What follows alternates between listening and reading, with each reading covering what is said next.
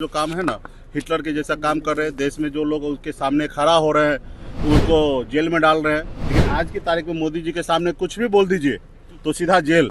माहौल है एकदम हम लोग जीत रहे हैं, चारों सीट हम लोग जीत रहे हैं। निश्चित तौर पे देश में माहौल बदल रहा है और ये जो खास करके मोदी जी का जो टारगेट है 400, मुझे नहीं लगता कि 200 पार होगा।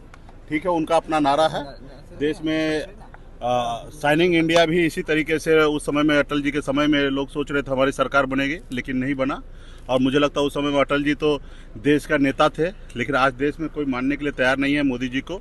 ये मान रहे कि देश में मोदी जी जो है वो खास करके बड़े लोगों को, उद्योगपति का नेता है, अडानी हो अंबानी हो। गरीब के लिए क्या किए आप बताइए ना। देश में जितने भी हमारे सरकारी संपत्ति था उसको बेच दिए, चाहे वो रेलवे स्टेशन हो या हमारे हवाई अड्डा हो, जितने भी चीज़ है वो सबको निजीकरण कर रहे हैं। देश के लोग, युवा जो है बेरोजगार रोड पे घूम रहा है, तो ये कहाँ से ये गरीब युवा का सरकार है। तो इसलिए हम लोग अब मजबूती से काम कर रहे हैं और किसी का सुन नहीं रहे हैं। वो एक जो हिटलर वाला जो काम है ना, हिटलर के जैसा काम कर रहे हैं। देश में जो लोग उसके सामने खड़ा हो रहे हैं उनको जेल में डाल रहे हैं।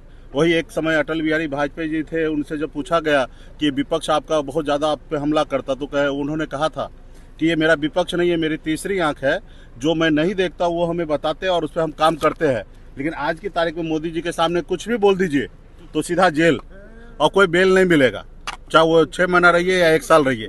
तो उस समय में, इस समय में अगर हम लोग लड़ाई लड़ रहे हैं तो इतिहास में नाम हम लोगों का दर्ज होगा कि एक देश में ऐसे तानाशाह के सामने में हम लोग लड़ाई लड़ रहे हैं। यही हमारी सबसे बड़ी जीत है और जनता मालिक है। जनता देश में परिणाम देंगे, वो आप लोगों को 4 तारीख को पता चलेगा, 4 जून को। मुझे लगता है कि मैं उनके सामने में लड़ाई लड़ रहा हूँ, यही हमारी सबसे बड़ी जीत है। कल बिहार दौरे पर एक बार फिर से आ रहे हैं। आए, देश के प्रधानमंत्री हैं और स्वागत है, बिहार में आए, लेकिन देश का प्रधानमंत्री वाला जो काम है वो करे। जैसे निषाद समाज जो आरक्षण की लड़ाई लड़ रहा है, हाथ में गंगा जल लेके पूरे बिहार में घूम घूम के संकल्प लिया था, तो कहीं ना कहीं मोदी जी को देखना चाहिए था कि मेरी मांग जायज है, जेन्युइन मांग है, बात सुनना चाहिए। लेकिन वो तो एक सीधे कि हम हैं और जो हम चाहेंगे वही होगा, उन्होंने सुना नहीं। तो हम लोग संघर्ष कर रहे हैं। मुझे इसी बात का खुशी है कि हम संघर्ष कर रहे हैं। परिणाम क्या होगा वो बात समय आएगा, जनता मालिक है, लेकिन हम लोग लड़ाई लड़ रहे हैं। तो बहुत जल्दी आज हमारे पार्टी के कोर कमेटी का बैठक है और कोर कमेटी में डिसीजन लेगा और बहुत जल्दी आप लोगों को जानकारी। अरे वही तो फर्जी है ना।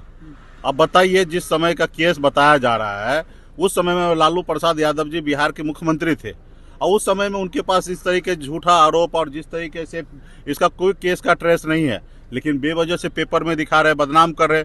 जैसे हमने कल इंडिया गठबंधन में शामिल हुए तो देखा कि ये न्यूज़ पूरा गांव-गांव तक फैलेगा, तो उस बीच में एक नया न्यूज़ डाल दिए। तो न्यूज़ को डाइवर्ट करने का काम हमेशा भाजपा सरकार, मोदी जी की सरकार हमेशा करते आ रही है और जनता को भी सब चीज़ फर्क नहीं पड़ना और जनता मजबूती से लड़ाई लड़ेंगे। पनोरमा ग्रुप, जो सोचता है वो करता है। आपके अपने सपनों का आशियाना। ये लो, मुंह मीठा करो। आज मैंने अपना जॉब छोड़ दिया, अब हम पूर्णिया वापस जाएंगे। जॉब छोड़ दिया है? मतलब ये घर कैसे चलेगा? हम करेंगे क्या? और माँ बाबूजी क्या बोलेंगे? इसलिए मैं एक और मिठाई का डब्बा लाया। अपने बिजनेस के लिए लोन अप्रूव हो गया। अरे लोन अप्रूव हो गया वो तो ठीक है, लेकिन पूर्णिया में हम रहेंगे कहाँ? अपना घर भी तो नहीं है वहाँ। इसलिए तो एक और मिठाई का डब्बा अलग से लाया हूँ। हमने पूर्णिया में घर ले लिया है, पूर्णिया के ई होम्स पैनोरमा में। पूर्णिया में पैनोरमा ग्रुप लेकर आए हैं ई होम्स पैनोरमा। बड़ा घर, आलीशान जिंदगी और अत्याधुनिक सुविधाओं के संग। अरे अरे, अब क्यों मुंह मीठा करवा रही हो? क्योंकि हम घर वापसी जो कर रहे हैं। घर वापसी की खुशी पूर्णिया में ई होम्स पैनोरमा के संग। E homes panorama, luxurious lifestyle redefined.